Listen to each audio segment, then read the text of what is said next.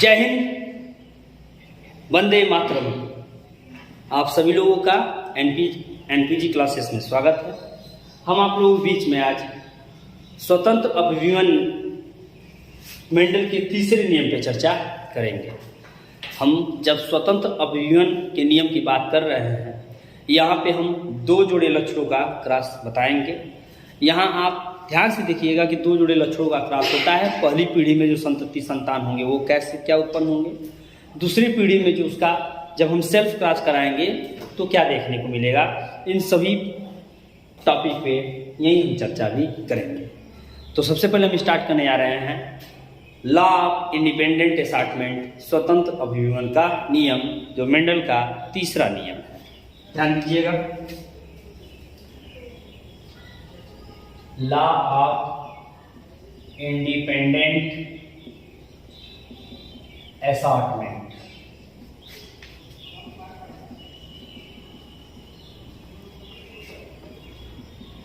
स्वतंत्र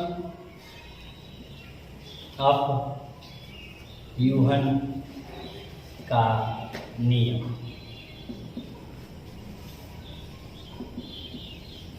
स्वतंत्र अभिव्यंजन का नियम क्या कहता है? जब दो जोड़े लक्षणों को लेकर क्रॉस कराया गया,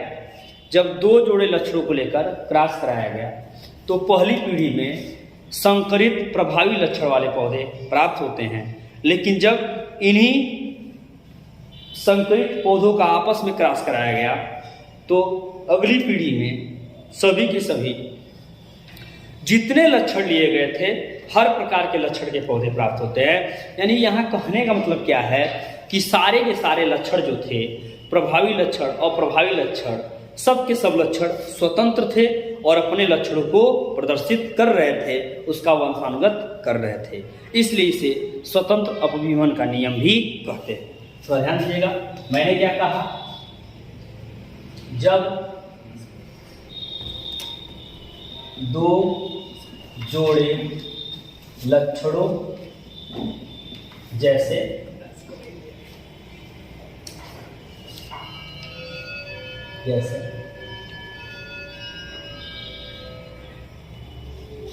गोल व पीले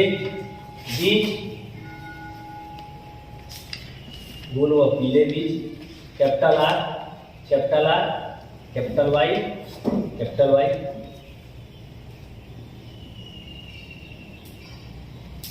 प्रभावी व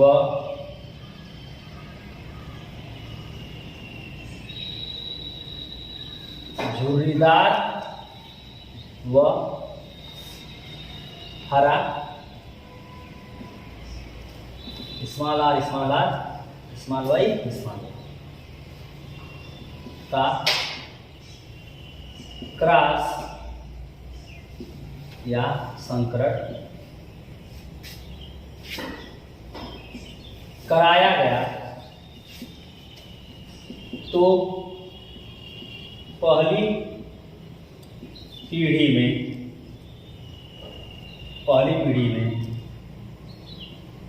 संकरित प्रभावी लक्षण वाले पौधे प्राप्त हुए तथा पुनः इन पौधों का आपस में क्रॉस कराया गया तो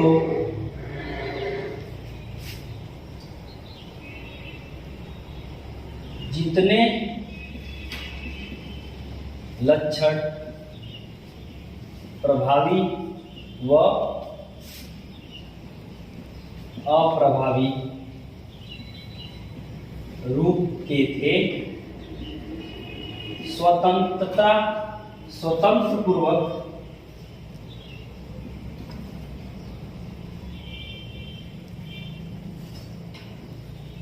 लक्षणों के साथ लक्षणों के साथ पौधों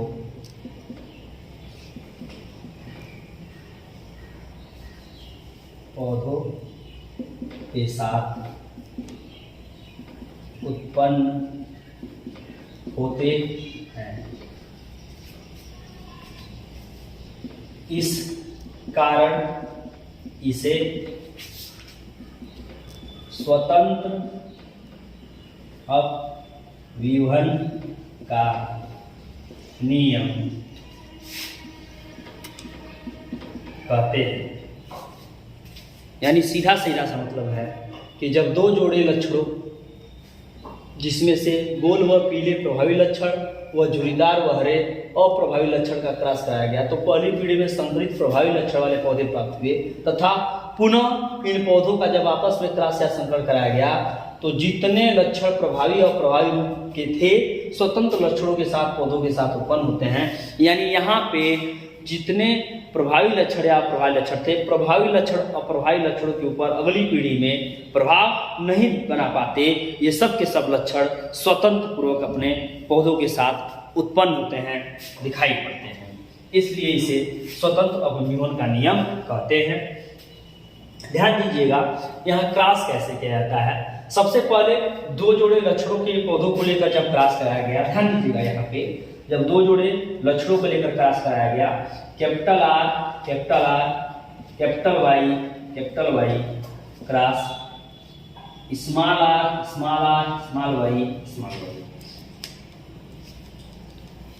इसके क्रॉस से जो गैमेट बनते थे, ध्यान दीजिएगा, कैपिटल आर कैपिटल वाई और इससे स्मॉल आर स्मॉल वाई तथा पहली पीढ़ी में उत्पन्न होने वाले पौधे capital R capital Y small Y सभी संकरित गोल व पीले बीज के उत्पन्न हुए। ये आपके पेरेंट, ये आपका मियोसिस को गैमेटोजेनिक डिवीजन भी कहते हैं, जिससे युग्मक का निर्माण होता है। युग्मक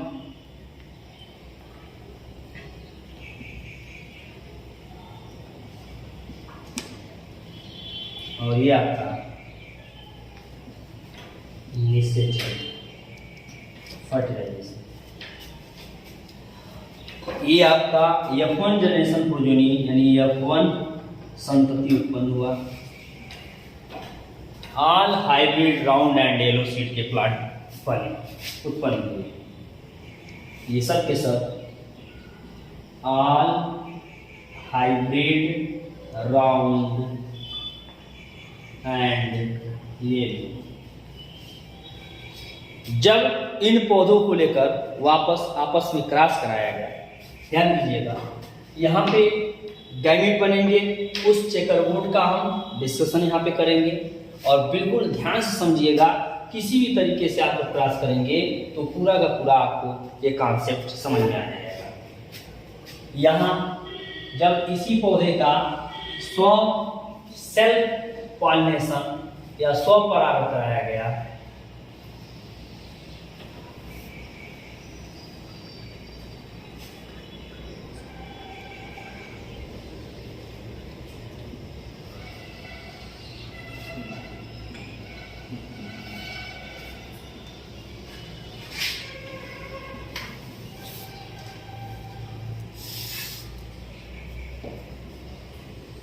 यहाँ मैं आपको रेशियो भी बताऊंगा, ध्यान दीजिएगा।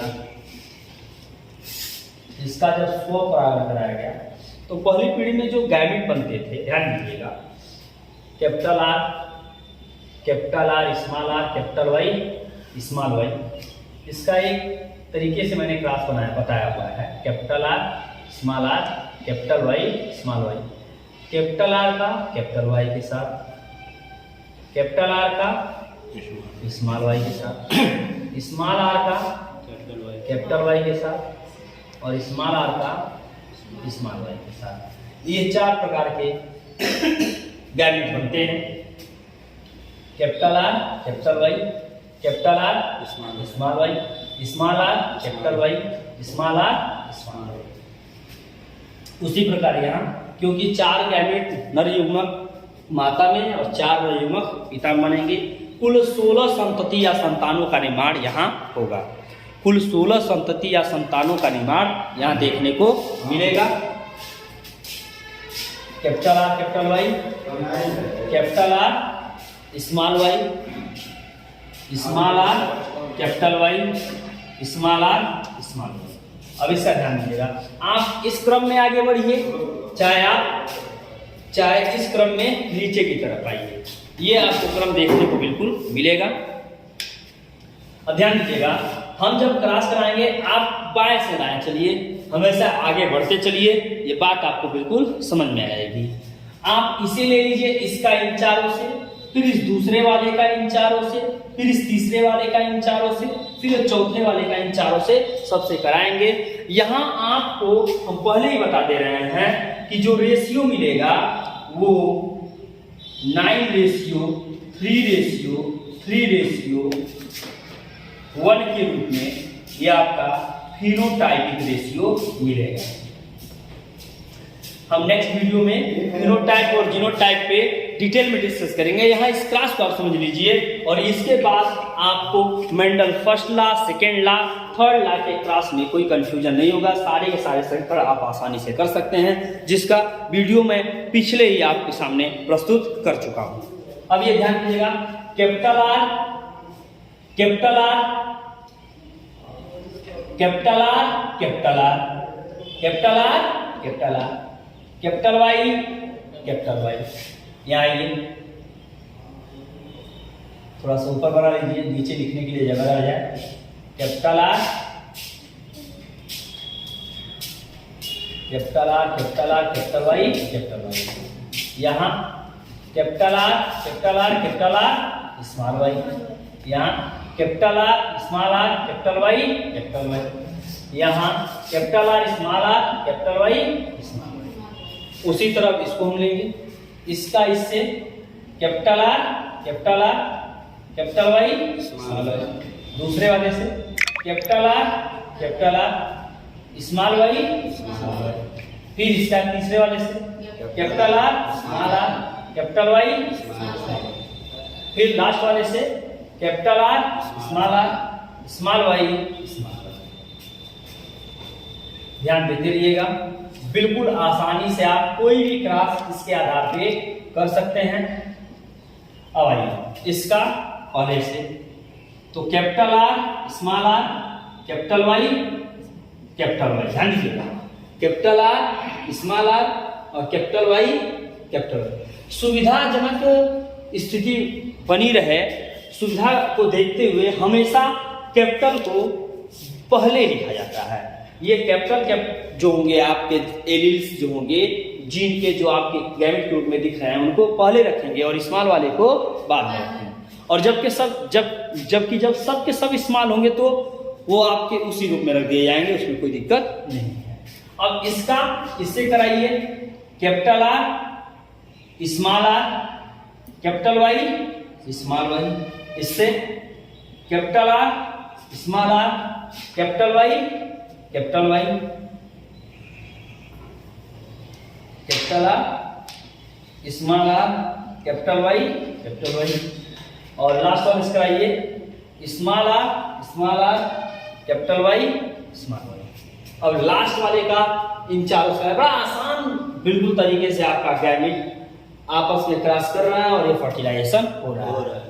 ये आपका प्रोसेस आपके जनरली ये क्या है, इसे हम F1 पैरेंट भी कर सकते हैं, क्योंकि ये बने थे F1 संतति से, F1 पैरेंट।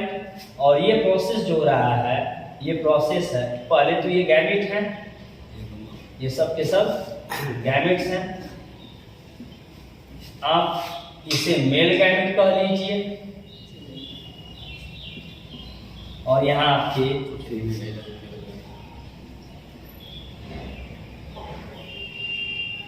Female gametes. अब ये फीमेल गैमेट्स, ये मेल गैमेट्स, सिंबल मैंने दे दिया। आपका ये जो क्रॉस हो रहा है फर्टिलाइजेशन, इसे समझते रहिए। लास्ट वाला ध्यान दीजिएगा, हर क्रॉस बिल्कुल आपके सामने स्पष्ट है। कैपिटल आर,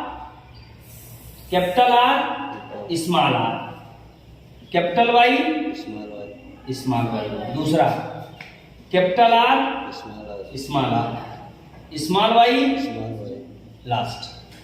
तीसरा स्मॉल आर और कैपिटल वाई, स्मॉल वाई। और लास्ट देखिए small R, small Y, small Y. आपके सारे के सारे क्रॉस आसानी से हो गए और आई होप आपको ये सारे क्रॉस समझ में आए होंगे, कैसे कैसे क्रॉस किया गया, कैसे कैसे आपके सामने इसको मैंने प्रस्तुत किया। ये वीडियो आपको बिल्कुल पसंद आई होगी। और थोड़ा सा इस टॉपिक में आप ये भी समझ लीजिए कि जितने कैपिटल आर कैपिटल वाई रखे हुए हैं वो सबके सब राउंड येलो होंगे। कैपिटल आर और स्मॉल वाई है तो राउंड ग्रीन होंगे। स्मॉल आर कैपिटल वाई है तो रिंकल्ड येलो होंगे और स्मॉल आर स्मॉल वाई है तो आपके रिंकल्ड और ग्रीन होंगे। ये याद रखिएगा। इसे कहेंगे, ध्यान दीजिएगा, आर का मतलब क्लियर है, आर का मतलब गोल, आर का मतलब गोल यानी राउंड। वाई का मतलब कैपिटल वाई मतलब येलो, पीला यानी येलो। स्मॉल आर का मतलब रिंकल्ड यानी झुर्रीदार और स्मॉल वाई का मतलब हरा यानी ग्रीन। अब आइए इस चीज को हम समझते चलते हैं। कैपिटल आर कैपिटल वाई यानी गोल पीला, ये गोल फिर पीला। एक भी डोमिनेंट वाला होगा तो प्रभावी लक्षण दिखाएगा। ये भी गोल पीला, ये भी गोल पीला। एक चीज ध्यान दीजिएगा, गोल पीला गोल पीला गोल पीला गोल पीला, ये एक सीधा क्रम आपको मिलेगा। एकदम तीर मिल रहा है, बिल्कुल बीचों बीच दिल से जैसे होकर के जा रहा है। ठीक, ये भी गोल पीला गोल पीला गोल पीला, गोल पीला ही है। देखिए बिल्कुल बीचों बीच होकर के जा रहा है। ठीक, अब यहां ये भी गोल पीला। अब आइए थोड़ा सा परिवर्तन अब देखने मिलेगा। गोल हरा, गोल हरा, गोल पीला, गोल पीला, रिंकल ग्रीन, झुर्रीदार पीला,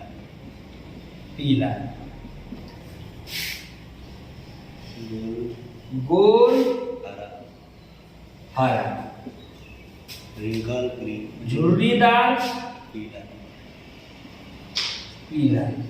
अरे झुर्रीदार पीला जो है यही अगल बगल आपको देखने को मिलेंगे। झुर्रीदार पीले यही देखने को मिलेंगे। और ये लास्ट आपका झुर्रीदार हरा। आइए थोड़ा गोल पीले को काउंट करिए, कितने हैं? 1 2 3 4 5 6 7 8 9 10। कहीं पे गलती हुई, थोड़ा ध्यान दिएगा उसे। तो स्मॉल, यहाँ ध्यान दीजिए, यहाँ स्मॉल आर, यहाँ पे आपका एक मिस्टेक हुआ था। स्मॉल आर ठीक ना, तो ये आपका होगा झुर्रीदार